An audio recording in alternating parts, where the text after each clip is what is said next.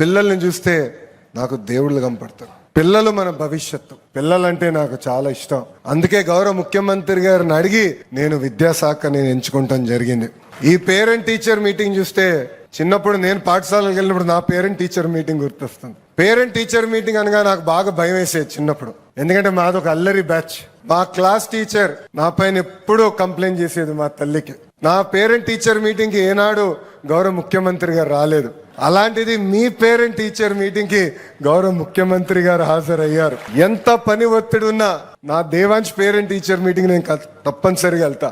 అన్ని పనులు మానుకుని వెళ్తాను. ఎందుకంటే పిల్లల్ని పైకి తీసుకురావాలని బాధ్యత కేవలం ప్రభుత్వందే కాదు, ఇక్కడున్న తల్లిదండ్రుల పైన కూడా బాధ్యత ఉంది. అందరం కలిసికట్టుగా మాణిక్యాలని తయారు చేయాలి. ఈ రోజు మేము చూసాం పిల్లలతో మాట్లాడడం ఎంత అద్భుతంగా, ఎంత కాన్ఫిడెన్స్ తో మాట్లాడారంటే నేనే ఆశ్చర్యపోయా.